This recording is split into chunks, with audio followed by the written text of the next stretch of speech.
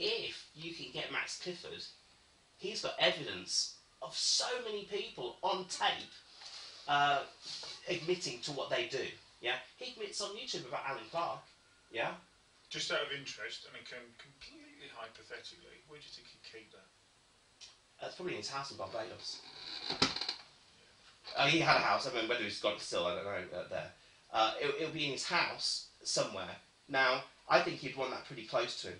Yeah, because if it was in another country, that would have him getting on a plane or someone getting on a plane to do it. He might be in a jam and go, "I need to get hold of that."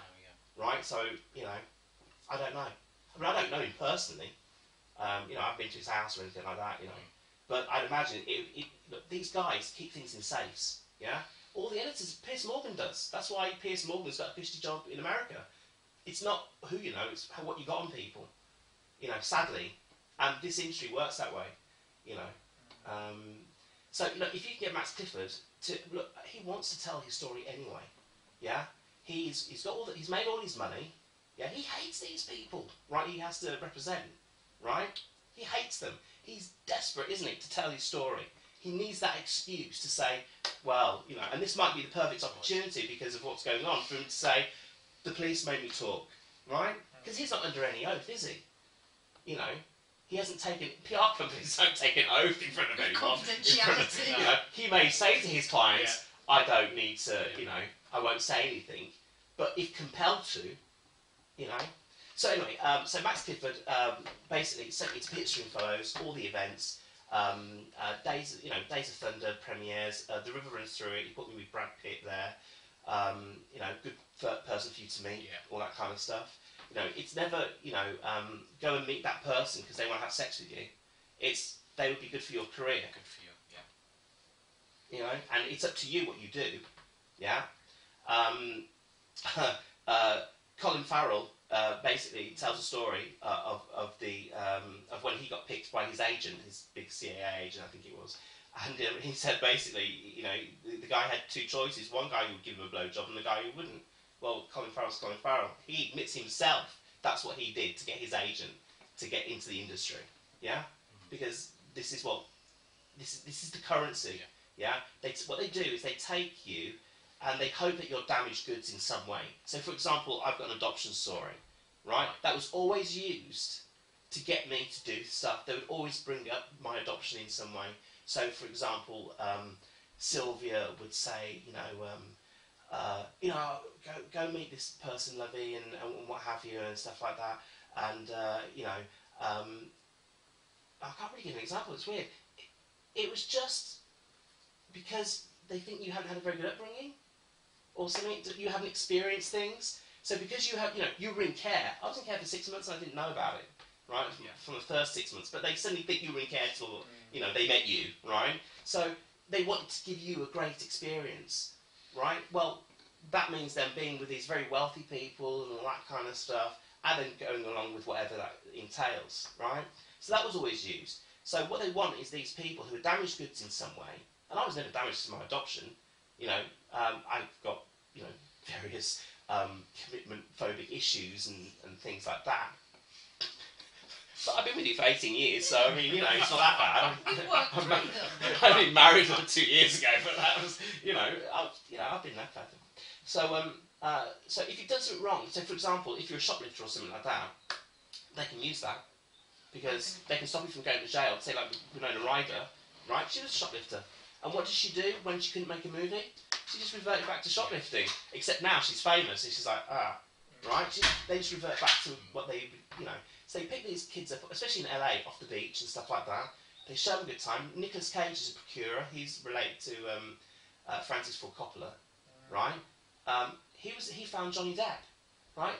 Right. Yeah. And loads of other kids. And if you all you would do is Google for Johnny Depp rent boy, and he admits it. He said, "Yeah, there's stuff I had to do early in my career, right?" Well, that happens here in exactly the same way.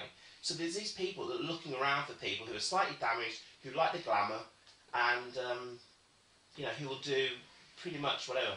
Yeah. Now, it's making me sound homophobic to say I wasn't gay, so therefore, but people weren't sure because I'm slightly camp, right? So I just ended up being a flirt really a lot of the time, Right. except for really, we'll talk about more about these sort of people. But I'm just trying to give the atmosphere as Yeah. well as the obviously this is what happened. But yeah, you start seeing there's these key individuals that on themselves you can't really say, oh, you're doing this, that, and t'other. But when you look at actually what they do.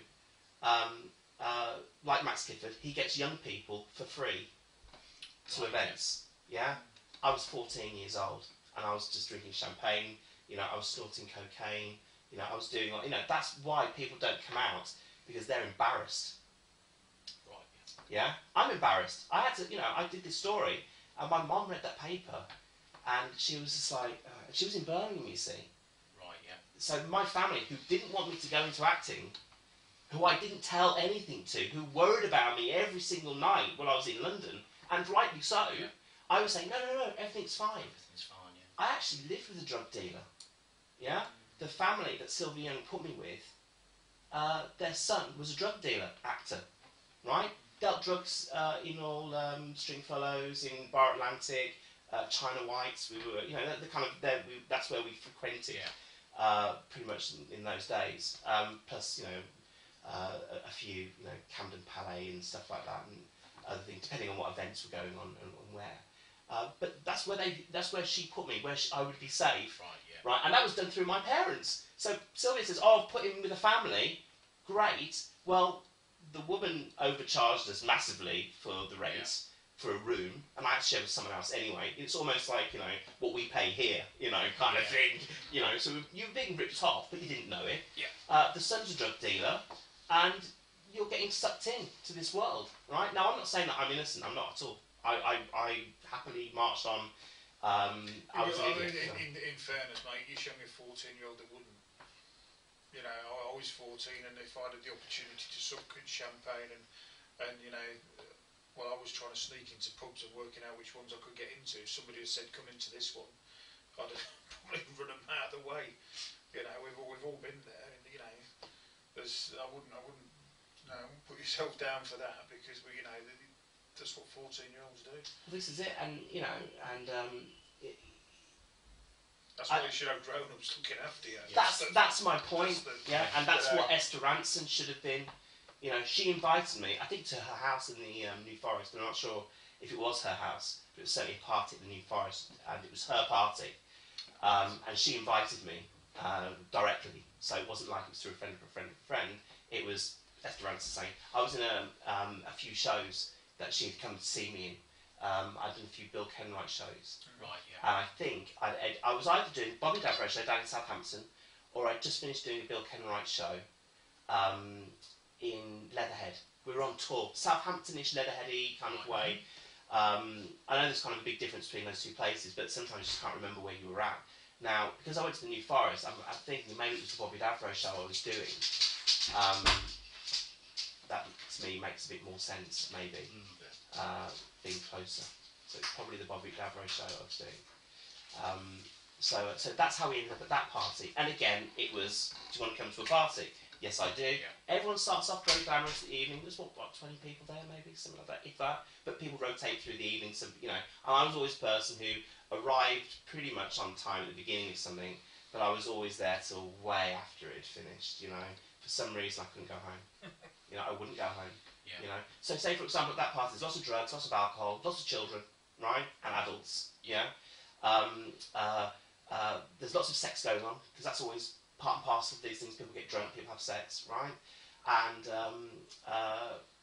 Esther Ranson's there, and not once did she come up to me and say, "Oh, it's time to go home. It's time for this." To me, you're past your bedtime, off you go. No, it wasn't. I was passed out in the garden for half the night anyway. Stagger back in.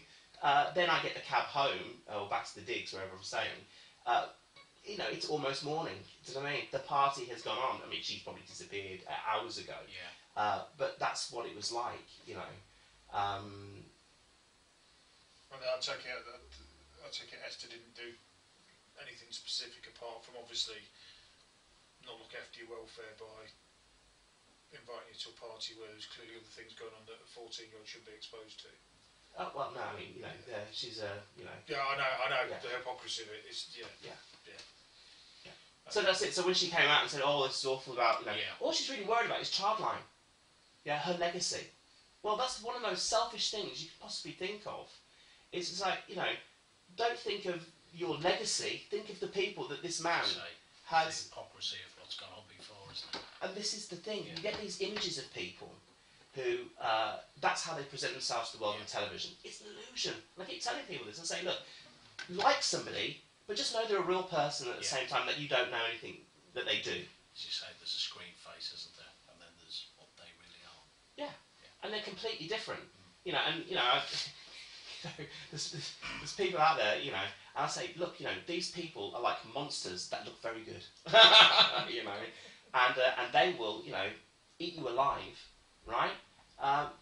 But they're not going to be nasty. They're going to be charming. These people are lovely. Do you know what I mean? They invite you into their lives. They will, give you lots of things. I got clothes. They found out very quickly I was a jackets guy, and I had leather jackets. Now for me, when I was 15, 14, a £70 leather jacket was like. It's a big thing, wasn't it? Yeah. It was a real big, especially going back to Birmingham. Do you know what I mean? Yeah. And seeing all my mates and stuff like that, it was a big deal. So I was given clothes really a lot of the time. But most people I met, they, what do you like, or can I take you shopping? Yeah, sure. So I'm digressing. No. It's fascinating. We've got Clifford in the string for. I take it that's what you've spoken of. Yeah. No specific sort of allegations. No, that was me being there. Just they were facilitating, but you obviously with Stringfellows Club. That's right. Yeah. You've been invited. Because I'm trying to give you that idea of these people that there's the kind of the guys that get you in, and then there's the guys that are kind of, because no one's I say no one's horrible, but obviously they are. But it's the way it's presented to you. Because everyone's lovely at the beginning of the evening. It's all glamorous and it's all this that, and the other. And the evening goes on, you see people drifting away. You see the ones that go home early because they're just there for the do. Right. Yeah. Then you see the ones that are a bit too drunk and they get carted off because no one wants them around anyway. And you end up with that nucleus of people who are like me, who've paced themselves, because I'm good at pacing myself through a party, who are good to be around, who people like to chat to, and will continue for the rest of the evening. So now it's back to the hotel, when I did The Word, and with Terry Christian and Amanda de Cadenet, it's like a Channel 4 programme. Oh, I remember it, I remember it. Yeah. It's Terry Christian's from part. It was kind of edgy. Probably looks quite tame now, but. Yeah, no, probably, in hindsight, probably it's quite sort of normal Friday night TV, but at the time it was quite cutting edge, wasn't it? Well, I was on The Word, and I was there with Dolph Lundgren, and I think Tony Benn, Nigel Benn, boxer. Oh yeah. And they were doing like some boxing themes. So I was there because I was in a panto, wasn't I? I was 16, 15, 16. And we all went back. We did the show. There was an after-show party at. It wasn't at Channel 4. It was at in the Isle of Dogs. They had some warehouse or something that they had, like Planet 24, I think was the production company, maybe. Yeah. And this was like a warehouse where it was done in, So we had the after-show party there, and then you have the after-show. Right? So now what you've got is, say like you go to a premiere, most people now want to get the ticket, not to just see the film, but to the after-show party. Right? But now the after-show parties have become so commercialised, people go for 20 minutes, then leave, but it's the next after-show one that you really want to go to, right? Yeah.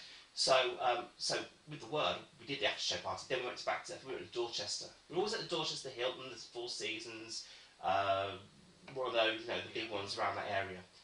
In Dolph Lundgren's dressing room, maybe there was 15 people had come back with us, there was this girl from maybe Home and Away or Neighbours, one of the Australian soaps, tiny thing. She was 13. She had her parents with her at the studio. Yeah. The producer said, "Don't worry, we'll look after her," and she went to the hotel room. Yeah, she was raped in front of everybody by Dolph Lundgren. Right? Absolutely certain of that because she was 13 years old and he had sex with her in front of everybody. Yeah, because that's how it happened. You have the suite, you have the bedroom doors, and it's happening there, and everyone's just going, "Well, that's the way it is," but I'm absolutely certain that that's what I was seeing at that time.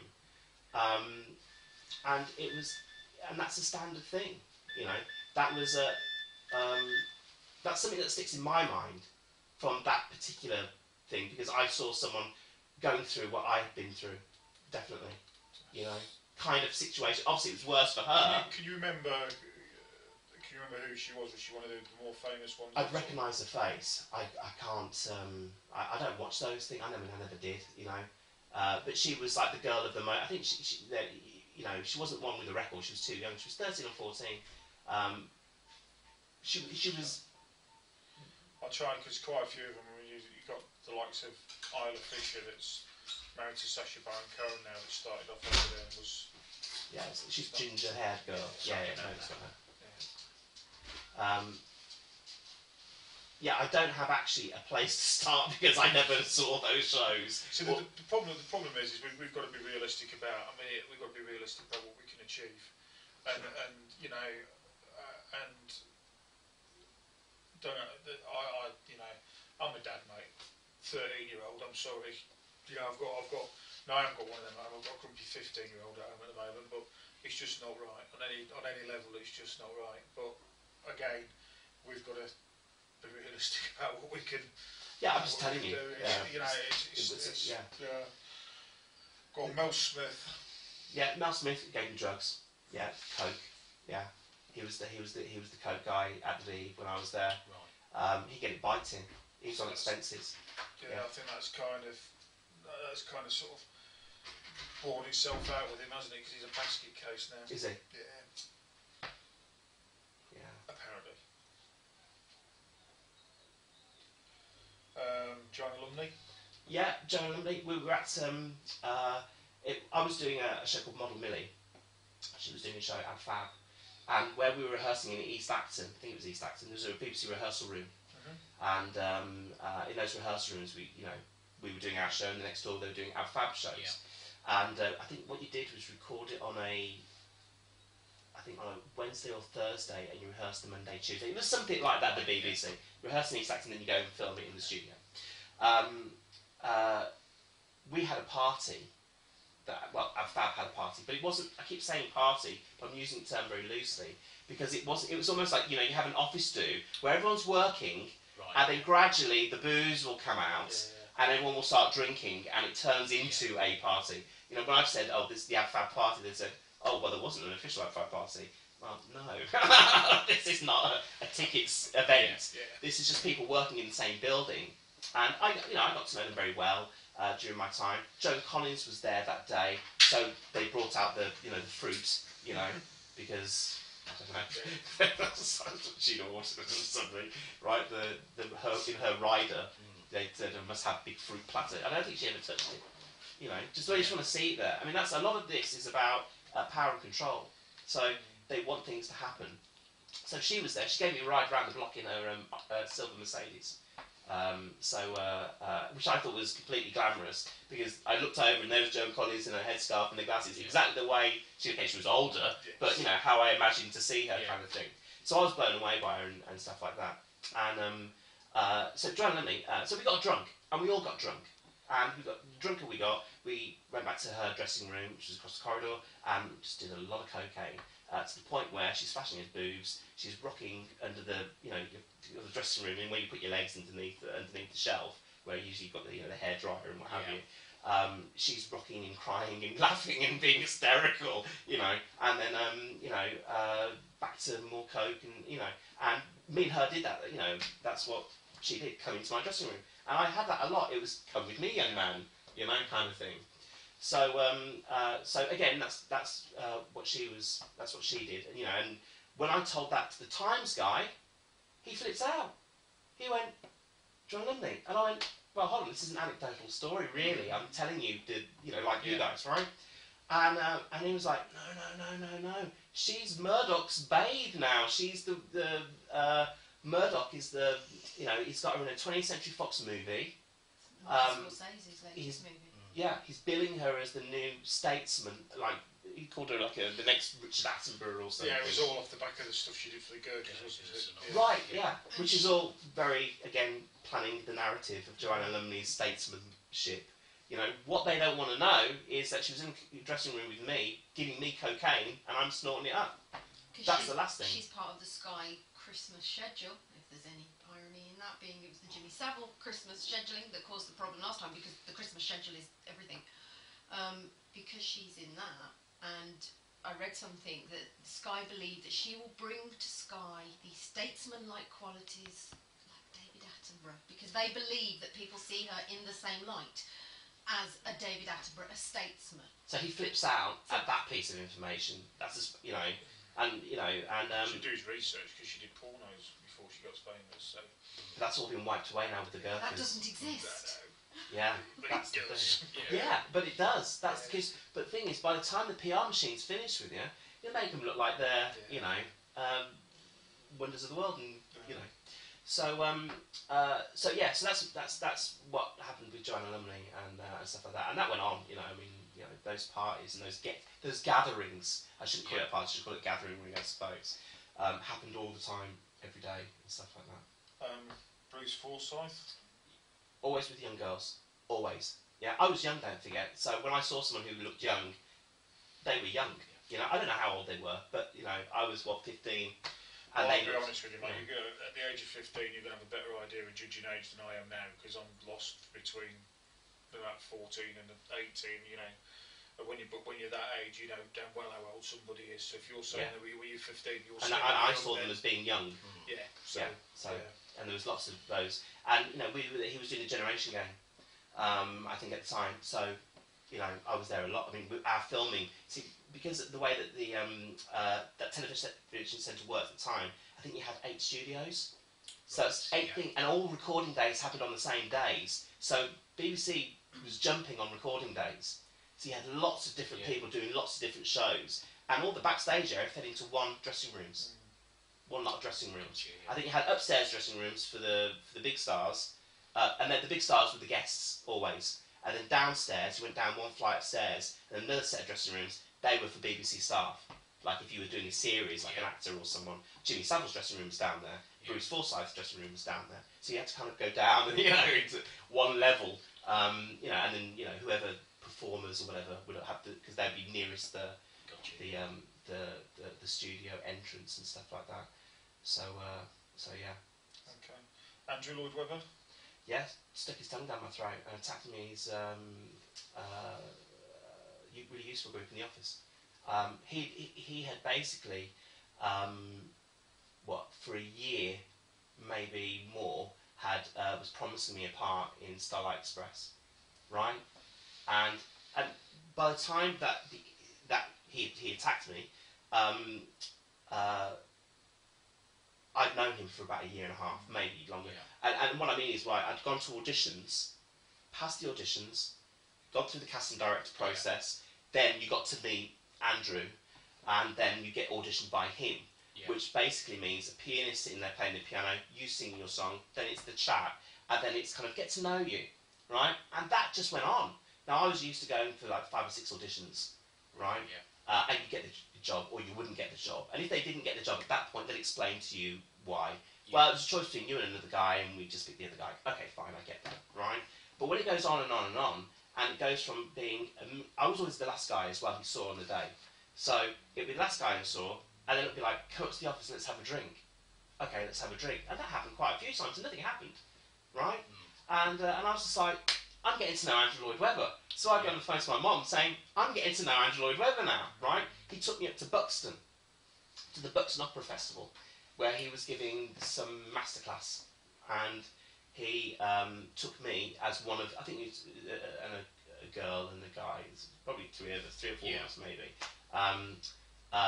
took us up to Buxton and showed us off as the sort of the new generation of my singers kind of thing. So he made you feel very special, you know, and stuff like that. So when I think I had a singing audition again, heard me sing, went back, because my voice broke when I was age 13 and it broke overnight. I was like high tenor one day, and then I was rather a soprano, and then I was a tenor the next. It was really bizarre, I came down and went, right, Mum. And she went, I was like, oh my God, what's happened? I went to choir practice that night, and they just went, I think your career as choir boy's over, because it had been, because I'd been doing shows as well. Yeah. So I sang very well, and I sounded a lot older than I was. So I was used for a lot of recordings, so like cast recordings of musicals. You don't get the official one, you get the cheap version. Well, I'm the guy in the cheap version, right? Unless I was in the show, which is obviously. I was always used because I was doing voiceovers, as an adult when I was like 15, because I sounded, at that time I had a deeper voice. So I was doing a lot of singing. I'd gone to a singing audition, then had gone up to the office, and we would sit down and we were drinking, and I think we were drinking champagne, or what was deemed to be champagne anyway. He sat next to me on the sofa. It was like you sort of walk into the office. I think they had a piano there, a grand piano, but he didn't play it, and that's not where you auditioned. And then you had sort of he had a desk on this side, and then he had like a sofa set, corner sofa set maybe, something like that. If I remember, or maybe flat against the wall. I can't remember if it came out. Anyway, something like that. That was roughly the setup. And I was sitting on the sofa. He sat next to me. And, he started putting his hand on my thigh and being, which is what I call kind of the actory lovey kind of thing, the over familiarity that you have to put up with, on a daily basis. And he basically put his hand around the back of me like that and leaned over, grabbed my face, and basically kissed me, full on with his tongue down my throat, and grabbing my genitals with his hand. And then now I'm on the side, like that, and it lasted for, I don't know, a few seconds. That was it.